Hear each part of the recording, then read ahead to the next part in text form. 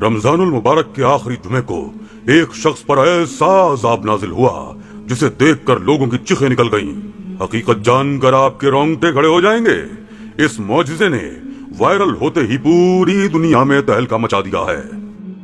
अस्सलामु अलैकुम नाजरीन, जुमे के दौरान एक शख्स पर खुदा का ऐसा अजाब नाजिल हुआ कि पलक झपकते ही उसका वजूद किसी जानवर के रूप में बदल गया।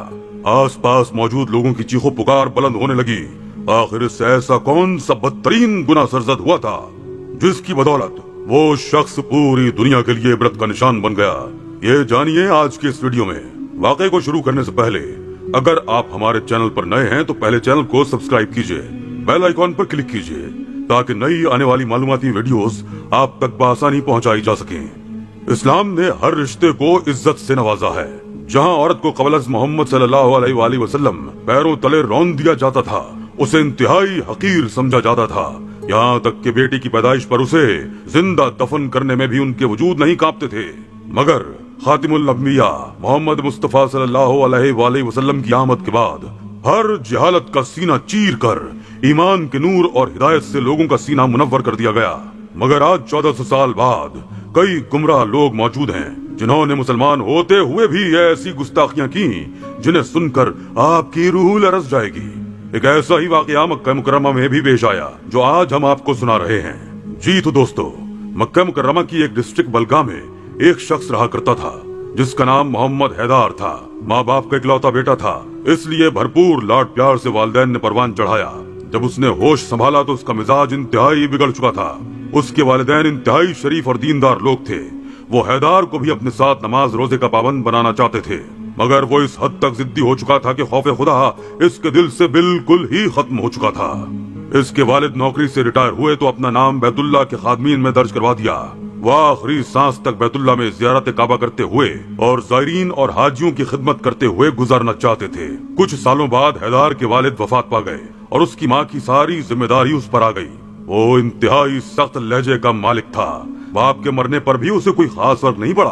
बाप का जनाजा उठते ही वो सारी रात दोस्तों के साथ बाहर गुजार कर सुबह घर आया तो अपनी माँ को सफेद कपड़ों में बैठा पाया। उसके चेहरे पर नागवारी उभरी और माँ को कहने लगा कि बाप तो मर चुका, अब क्या बेटे को भी भूखा रखकर मार दोगी? बेवा माँ ने जवान बेटे के मुंह से ये अल्फाज सुने तो कांप उठी। दिल बेटे के सख्त रवैये पर तड़प उठा। फौरन बेटे को डांटते हुए कहने लगी कि ऐसी बातें अपनी जबान से मत अदा किया करो। मेरा तुम्हारे अलावा अब रहा ही कौन है? बेवा माँ कल शाम से भूखी थी, मगर बेटे ने सैर होकर खाना खाया और फिर घर में मौजूद पैसे लेकर बाहर निकल गया। बूढ़ी माँ बस पूछती ही रह गई। हैदार सारी रात घर से बाहर रहता था। जब पैसे खत्म हो जाते तो वापस घर आकर माँ से मांगने लगता। बूढ़ी माँ ने एक रोज गुस्से में आकर हैदार को थप्पड़ मार दिया और उसे अपनी जिम्मेदारी का एहसास दिलवाने लगी। घर में बची जमा पूंजी तो 2 हफ्तों में ही हैदार ने खत्म कर दी थी। हैदार जिस हद तक गिर चुका था, उसकी अकड़ और अना पर माँ का थप्पड़ कारी जर्ब साबित हुआ। वो गुस्से से आग बबूला हो गया। आखिर उसकी माँ की इतनी जुर्रत जो उसे हाथ भी लगा सके। दोस्तों, उस दिन पहली बार हैदार ने अपनी माँ पर हाथ उठाया। बेटे से थप्पड़ खाकर बूढ़ी बेवा माँ फर्श पर मुंह के बल गिर गई। एक माँ ने जिस औलाद को परवान चढ़ाया था, आज उसी औलाद ने थप्पड़ मारकर ये सिला दिया था। हैदार की माँ तो बिस्तर से जा लगी।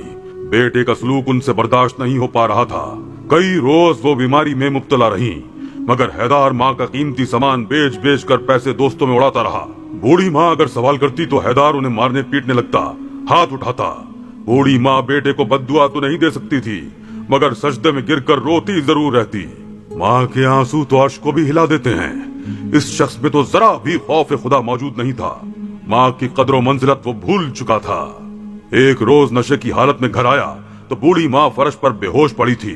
कुछ थोड़ी बहुत इंसानियत तो शायद अभी भी इसके दिल में मौजूद थी। माँ को फर्श से उठाया तो नीम बेहोशी की हालत में वो बेटे से कहने लगी, अगर तुम मुझे नहीं पाल सकते तो मुझे मेरा खुदा पाल लेगा। तुम मुझे बस खाना काबा में छोड़ाओ। हैदार जैसा संग दिल इंसान फौरन राजी हो गया। आखिर माँ से जान छुड़वाने के लिए इससे बेहतर कोई हल नहीं था। वो रमजान का आखिरी जुमा था जब मोहम्मद हैदार अपनी माँ को लेकर हरम की जानिब बढ़ रहा था। रोजे की हालत में उसकी बेवा माँ बार बार लड़खड़ा कर गिरने लगती तो फौरन अल्लाह अकबर कहकर खुद को संभाल लेती।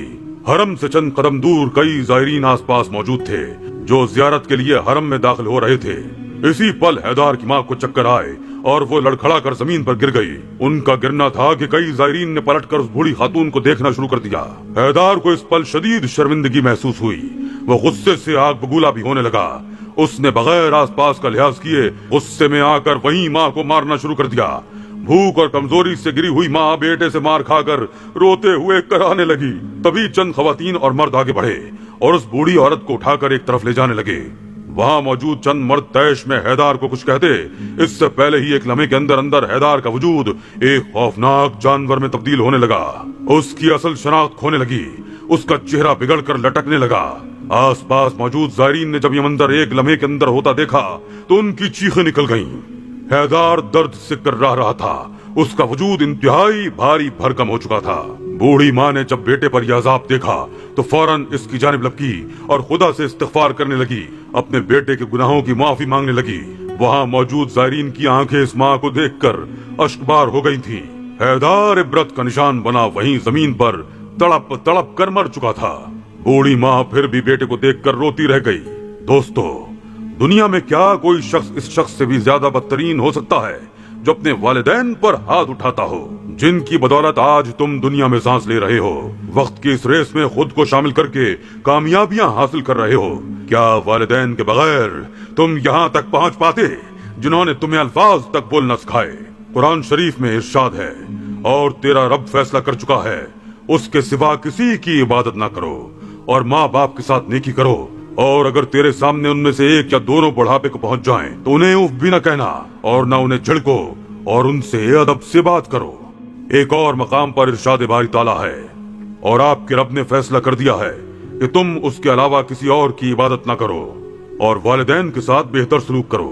अगर उनमें से कोई एक या दोनों तुम्हारे सामने बुढ़ापे की उम्र को पहुंच जाएं तो उन्हें उफ तक न कहो और ना ही उन्हें झिड़को और उनसे एहतराम के साथ बात करो और उन पर रहम करते हुए इनकिसारी से उनके सामने झुक कर रहो और उनके हक में दुआ किया करो कि ऐ मेरे रब, उन पर रहम फरमा जैसा कि उन्होंने रहमत और शफकत के साथ मुझे बचपन में पाला था।